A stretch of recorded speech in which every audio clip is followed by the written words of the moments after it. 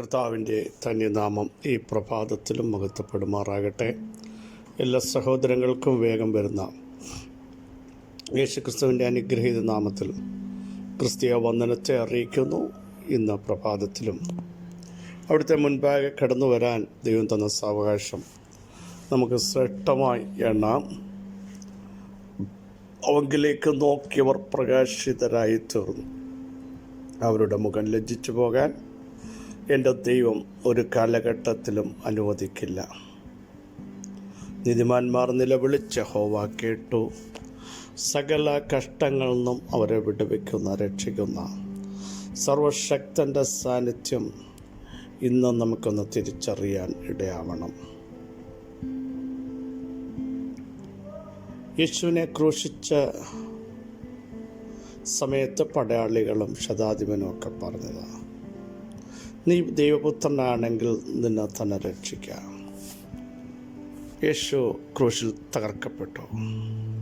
പക്ഷേ യേശുവിൻ്റെ മരണത്തിന് ശേഷം കല്ലറകൾ തുറക്കപ്പെട്ടു. വലിയ ഭൂകമ്പം ഉണ്ടായി. പകൽ 12 മണി മുതൽ ഉച്ചയ്ക്ക് 3 മണി വരെ നട്ടുച്ചയ്ക്ക് സൂര്യൻ ഇരുണ്ടുപോയി.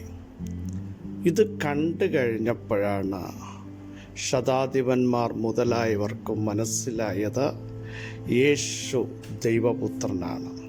കഴിഞ്ഞ മിനിറ്റ് വരെ സഹോദരങ്ങളെ വെല്ലുവിളിച്ച നിന്ദിക്കുന്ന സാഹചര്യങ്ങളിൽ യേശു ദൈവപുത്രനാണ്. അവിടുന്നാണ് നമ്മുടെ നായകനെന്നും ലോകത്തിന് മനസ്സിലാകത്തക്ക രീതിയിൽ ഈ ദിവസങ്ങൾ തന്നെ നിൻ്റെ പ്രാർത്ഥനയ്ക്ക് ഉത്തരമായി ചില ദൈവപ്രവർത്തികൾ വെളിപ്പെട്ടു വരും എന്നുള്ളതിന് സംശയമില്ല. പ്രാർത്ഥിച്ചിട്ട് എന്ത് നേടി എന്ന് ചോദിക്കുന്ന, നിൻ്റെ വിഷയത്തിനെന്താ മറുപടി എന്ന് വരുന്നില്ല എന്ന് സക്കറിയാവിനോട് ചോദിച്ചു. അവരുടെ ജീവിതത്തിൽ നിന്ദകളുണ്ടായിരുന്നു. അതുകൊണ്ടാണ് മനുഷ്യരുടെ ഇടയിൽ ഞങ്ങൾക്കുണ്ടായിരുന്ന നിന്ദകളെ നീക്കിക്കളഞ്ഞു എന്ന് എലിസബത്ത് പറഞ്ഞത്. ജീവിതത്തിലെ നിന്ദകളെ നീക്കിക്കളയാൻ വരുന്ന ഉത്തരം ആർക്കും ചിന്തിക്കാൻ പറ്റാത്തതാണ്, ഏറ്റവും ശ്രേഷ്ഠമാണ് വെളിപ്പെട്ടു വന്ന യോഹന്നാൻ. യേശു പോലും പറഞ്ഞില്ലേ, സ്ത്രീകളിൽ നിന്ന് ജനിച്ചവരിൽ യോഹന്നാനേക്കാൾ വലിയവനില്ല. ഹെരോദ രാജാവ് യോഹന്നാനെ ഭയപ്പെട്ടു എന്നാണ് എഴുതിയിരിക്കുന്നത്. യോഹന്നാൻ നീതിയും വിശുദ്ധിയുമുള്ള മനുഷ്യനെന്ന് അറിഞ്ഞിട്ട് ഹെരോദാവ് യോഹന്നാനെ ഭയപ്പെട്ടു. നമുക്കറിയാം, നിന്ദിക്കപ്പെട്ടും അപമാനിക്കപ്പെട്ടും കുത്തുവാക്കിൻ്റെ നടുവിൽ ആലയത്തിൽ പോയി കരഞ്ഞ മനസ്സ് വെള്ളത്തെ പോലെ പകർന്ന ഒരു ഹന്നയെ നമുക്കെല്ലാം അറിയാമല്ലോ. ഒത്തിരി ഒതുക്കപ്പെട്ട സമയങ്ങൾ. പക്ഷേ ഹന്നയുടെ ജീവിതത്തിൽ അവളെ യഹോവയോട് അപേക്ഷിച്ച് വാങ്ങിയ ശമൂവേൽ ഇസ്രായേലിൻ്റെ ഒരു എൻഡ് മുതൽ മറ്റേ എൻഡ് വരെ അറിയപ്പെടുന്ന വിശ്വസ്ത പ്രവാചകനാക്കി ദൈവം തീർത്തു. അപ്പോൾ ഇന്ന് പകലും വിളിച്ചു പറയാനുള്ളത്, ദൈവം തരുന്നത് ഏറ്റവും ശ്രേഷ്ഠമാണ്. ചിലപ്പോൾ കാത്തിരിക്കേണ്ടി വരും. സഹിഷ്ണുതയോടെ കാത്തിരിക്കണം.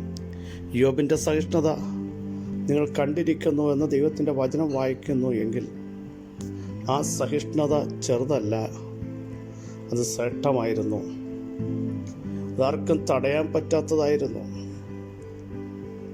അങ്ങനെയെങ്കിൽ ഇന്ന് പകലിലും സഹിഷ്ണുതയോടെ കാത്തിരിക്കുന്ന യോബിനെ ഒന്ന് നോക്കൂ.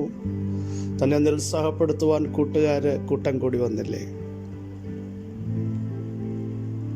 താൻ പ്രാണന് തുല്യം സ്നേഹിച്ച തൻ്റെ വൈഫ് ദൈവത്തെ തള്ളിപ്പറയാൻ തന്നെ പ്രേരിപ്പിച്ചില്ലേ? അവിടൊക്കെയും ദൈവത്തിൻ്റെ മഹത്വത്തിന് വേണ്ടി ശക്തിയോടെ ബലത്തോടെ നിൽക്കുവാൻ യോബിനെ പ്രേരിപ്പിച്ചത് നോർമൽ ഘടകങ്ങളല്ല, ദൈവമഹത്വമായിരുന്നു. കാരണം ഞാൻ കാത്തിരിക്കുമെന്നും ഞാൻ ആരെയാണ് വിശ്വസിച്ചിരിക്കുന്നതെന്നും ഞാൻ അവനെ കാണുമെന്നും ഉള്ള ആ പ്രഖ്യാപനത്തിൻ്റെ മുമ്പാകെ ദൈവം ഇറങ്ങി വന്നില്ലേ? നഷ്ടപ്പെട്ടത് എല്ലാം തിരികെ കൊടുത്തില്ലേ? അങ്ങനെയെങ്കിൽ ഇന്ന് പകലിലും കാത്തിരിക്കാൻ തയ്യാറാകൂ. വലിയ ദൈവപ്രവൃത്തികൾ നിങ്ങൾ കാണാത്തത്, ഇതുവരെ അനുഭവിക്കാത്തത് വെളിപ്പെട്ടു വരുന്ന പ്രത്യേക നിമിഷമെന്ന് ഇന്ന് പകൽ എനിക്ക് വിളിച്ചു പറയാൻ നിയോഗമുണ്ട്. കൊരിന്ത്യർ ലേഖനം 1-ാം അധ്യായം അതിൻ്റെ 9-ാമത്തെ വാക്യം. തൻ്റെ പുത്രനും നമ്മുടെ കർത്താവുമായ യേശു ക്രിസ്തുവിൻ്റെ കൂട്ടായ്മയിലേക്ക് നിങ്ങളെ വിളിച്ചിരിക്കുന്ന ദൈവം വിശ്വസ്തൻ. ഒന്ന്, വിളിച്ചിരിക്കുന്നത് ആര്? ദൈവം. എവിടേക്ക്? അവിടുത്തെ കൂട്ടായ്മയിലേക്ക്. കൂട്ടായ്മയിലേക്ക് വിളിച്ചൊരു ദൈവമുണ്ട്. യാദർച്ഛ്യമായിട്ടല്ല നിങ്ങൾ ഓരോ കൂട്ടായ്മയിലേക്ക് വന്നത്. കർത്താവിൻ്റെ കൂട്ടായ്മയിലേക്ക് വിളിച്ചത് അവിടുന്നാണ്. അവിടുന്ന് വിശ്വസ്തനായ ദൈവമാണ്. വാക്ക് പറഞ്ഞാൽ മാറാത്തവനാണ്. വാക്കിലും പ്രവൃത്തിയിലും ഭയങ്കരനാണ്. വിശുദ്ധിയിൽ മഹിമയുള്ളവനാണ്. സകലത്തെയും കാൽക്കീഴാക്കിയവനാണ്. നമ്മുടെ നായകനാണ്. അവിടുത്തെ കരം ഇന്ന് പകൽ നമ്മുടെ മേൽ വെളിപ്പെട്ടു വരാൻ ആത്മാവിൽ നമുക്ക് പ്രാർത്ഥിക്കാം. യേശുവിൻ്റെ നാമത്തിൽ. എന്നെ വിളിച്ചവൻ വിശ്വസ്തൻ. അവിടുന്ന് വാക്ക് പറഞ്ഞാൽ മാറത്തില്ലെന്ന് ഉറപ്പുള്ളവർ. യാദർച്ഛ്യമായിട്ടല്ല നിങ്ങൾ കർത്താവിൻ്റെ വിളി കേട്ടത്. യാദർച്ഛ്യമായിട്ടല്ല കർത്താവിൻ്റെ കൂട്ടായ്മയിലേക്ക് വന്നത്. യാദർച്ഛ്യമായിട്ടല്ല ദൈവസന്നിധിയിലേക്ക് ദൈവം നിങ്ങളെ വിളിച്ച് വേർതിരിച്ചത്.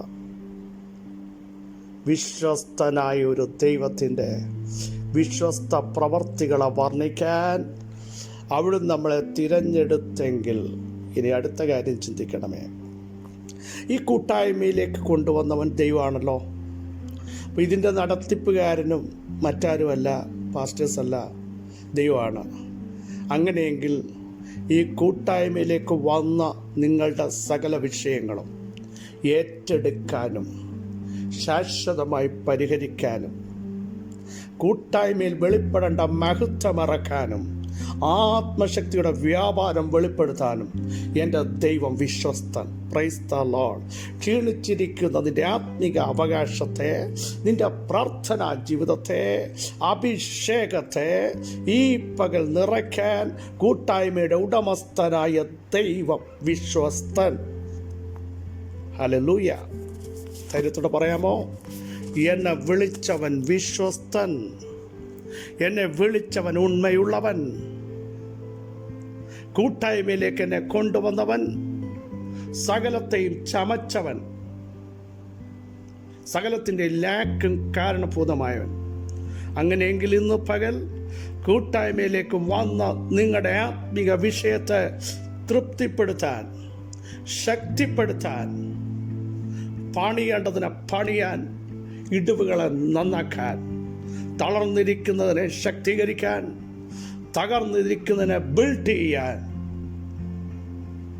കൂട്ടായ്മയുടെ നായകൻ നിങ്ങളുടെ മധ്യേ ഉണ്ട്. അവിടുന്ന് തകർക്കുന്നവനാണ്.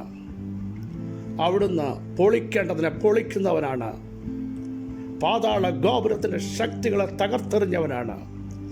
എന്നിട്ട് പണിയേണ്ട സഭയെ പണിയുമെന്ന് പ്രഖ്യാപനം ചെയ്ത ആ കർത്താവ് അവിടുത്തെ വിശുദ്ധ രക്തം നമുക്ക് വേണ്ടി കാൽവറിയിലൂടെ ഊറ്റിത്തന്ന, നമ്മളെ കൂട്ടായ്മയിലേക്ക് വിളിച്ചു വേർതിരിച്ച ആ കർത്താവിൻ്റെ സ്നേഹമോർത്ത് ഇന്ന് പകൽ നന്ദി പറയാൻ നമുക്ക് സമയമെടുക്കാം. യേശുവിൻ്റെ നാമത്തിൽ, യേശുവിൻ്റെ നാമത്തിൽ. കൂട്ടായ്മയിലേക്ക് നിങ്ങളെ വിളിച്ച ദൈവം വിശ്വസ്തൻ. എത്രയോ പേര് അവിശ്വസ്തത കാണിച്ചു, നമ്മളെ നടത്താമെന്ന് പറഞ്ഞ പലരും. പക്ഷേ വിളിച്ച ഒരുവനുണ്ട്. അതുകൊണ്ടാണ് പൗലോസ്ലീഹ പറയുന്നത്, അവിടുന്ന് ആരാന്ന് എനിക്കറിയാം, ഞാൻ ആരെയാ വിശ്വസിച്ചതെന്നും എനിക്കറിയാം. അവിടുന്ന് എൻ്റെ ഉപനിധിയെ സൂക്ഷിക്കുന്ന ദൈവം, ആ ദിവസം വരെ കാക്കുവാൻ ശക്തനെന്ന് ഞാൻ ഉറച്ചിരിക്കുന്നു. ഇന്ന് പകൽ ആ ഒരു ഉറപ്പ് നമ്മുടെ അകത്തുണ്ടെങ്കിൽ നിങ്ങളെ ക്ഷീണിപ്പിക്കുന്ന മണ്ഡലങ്ങളെ നോക്കി പറ, ഞങ്ങളെ വിളിച്ചത് ഒരു മനുഷ്യനല്ല, ഒരു പ്രസ്ഥാനമല്ല, സകലത്തിന്മേലും അധികാരമുള്ള, കൂട്ടായ്മയിൽ ആത്മാവിൻ്റെ ശക്തി പകരാൻ കഴിവുള്ള, ഞങ്ങളുടെ ശരീരത്തിൽ ദൈവ സാന്നിധ്യം പകരാൻ കഴിവുള്ള, അടിപ്പിൻ്റെ ശക്തി വ്യാപരിപ്പിക്കുന്ന, ആത്മശക്തിയാൽ ഞങ്ങളെ നിറയ്ക്കുന്ന, അനോയിന്റിങ് കൈമാറുന്ന സർവശക്തനാണ് ഞങ്ങളെ വിളിച്ചത്. കൂട്ടായ്മയിലേക്ക് വിളിച്ചവൻ വിശ്വസ്തൻ, വിശ്വസ്തൻ, വിശ്വസ്തൻ. Praise the Lord. Hallelujah, hallelujah. ദൈവം വിശ്വസ്തൻ, വിശ്വസ്തൻ എന്ന് പറ.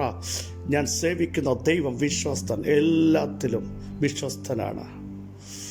നിങ്ങൾ അവിശ്വസ്തരായി മാറിയ സമയത്തും നമ്മുടെ മേൽ വിശ്വസ്തത കാണിക്കുന്ന ദൈവത്തിൻ്റെ കരം ഈ പകൽ വെളിപ്പെട്ടു വരും. യേശുവിൻ്റെ നാമത്തിൽ സർവശക്തനായ ദൈവമേ, സ്വർഗസ്ഥ പിതാവേ, ഞങ്ങളെ വിളിച്ചവനാരാന്ന് ഞങ്ങൾക്കറിയാം. വിശ്വസ്തനായ ദൈവം, അങ്ങയുടെ വിശ്വസ്തത ഇന്ന് പകൽ ഞങ്ങൾക്ക് പരിചയം പാലകയുമായിരിക്കാൻ സ്തോത്രം. യേശുവിൻ്റെ നാമത്തിൽ ഞങ്ങളുടെ കൂട്ടായ്മയിലേക്ക്, ഞങ്ങളുടെ കുടുംബത്തിലേക്ക് ആത്മാവിൻ്റെ വലിയ മാരി ഇന്ന് പകൽ പെയ്ക്കാൻ അങ്ങ് വിശ്വസ്തനായിരിക്കാൻ, ക്ഷീണിച്ചിരിക്കുന്ന ഞങ്ങളുടെ അവകാശത്തിന്മേൽ, ഞങ്ങളുടെ പ്രാർത്ഥനയുടെ മേൽ, ഞങ്ങളുടെ ആത്മീകതയുടെ മേൽ ഇന്ന് പകൽ അനുഗ്രഹത്തിൻ്റെ മാരി, അഭിഷേകത്തിൻ്റെ മാരി വെളിപ്പെടുന്നതിനായി സ്തോത്രം. സകല മഹത്വം അങ്ങേക്ക് യേശുവിൻ നാമത്തിൽ തന്നെ. ആമേൻ, ആമേൻ. പ്രിയ സഹോദരങ്ങളെ, ഒരു ഉറപ്പുണ്ടാവണം. വിളിച്ചവൻ, കൂട്ടായ്മയിലേക്ക് വിളിച്ചവൻ ആരാന്ന്? ഒരു നേതാവുമല്ല, തുടക്കത്തിൽ പറഞ്ഞതുപോലെ വിശ്വസ്തനായ കർത്താവ്, സകലത്തിൻ്റെയും കൈവശമുള്ളവൻ. അവിടെ നിന്ന് പകൽ തുറക്കാൻ വിശ്വസ്തൻ, വിളിച്ചു വരുത്താൻ വിശ്വസ്തൻ, നിങ്ങളെ ആത്മാവിൽ ശക്തീകരിക്കാൻ വിശ്വസ്തൻ, നിങ്ങളുടെ തലമുറകളെ പണിയാൻ വിശ്വസ്തൻ, നിങ്ങളെ ഒരുമിച്ച് നിർത്താൻ വിശ്വസ്തൻ.